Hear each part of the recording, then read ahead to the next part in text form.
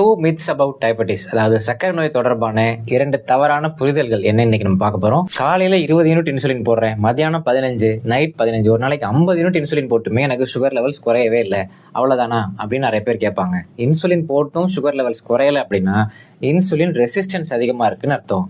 அவங்க ஹோமா ஐஆர் அப்படிங்கிற டெஸ்ட் எடுத்து பார்க்கணும்.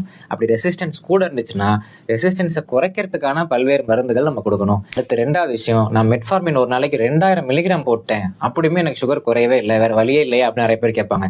மெட்ஃபார்மின் போட்டுமே சுகர் குறையல அப்படின்னா அவங்களுக்கு இன்சுலின் பற்றாக்குறை இருக்குன்னு அர்த்தம். ஏன்னா மெட்ஃபார்மின்ங்கிறது இன்சுலின் ரெசிஸ்டன்ஸை குறைக்கிறதுக்கான மருந்து. கணையத்தில் இருக்கக்கூடிய பீட்டா செல்ஸை பம்ப் பண்ணி உள்ள இருந்து இன்சுலினை வெளியில கொண்டு வரக்கூடிய சல்ஃபன்லியூரியாஸ் அப்படிங்கிற மருந்து, கிளிமிப்ரைடு, கிளிக்லைசைடு, இதெல்லாம் மெட்ஃபார்மின் போட்டுமே சுகர் குறையல அப்படிங்கிறவங்களுக்கு நம்ம யூஸ் பண்ணலாம். இன்னும் நிறைய மல்டி மாடல் அப்ரோச்சஸ்லாம் இருக்கு.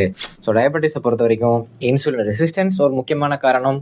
இன்சுலின் ரெசிஸ்டன்ஸோட சேர்ந்து இன்சுலின் சுரக்கிற கெப்பாசிட்டியும் கம்மியாகிறதும் ஒரு முக்கியமான காரணம். ஸோ இன்சுலின் மட்டுமே அதுக்கான தீர்வு கிடையாது, மெட்ஃபார்மின் மட்டுமே அதுக்கான தீர்வு கிடையாது.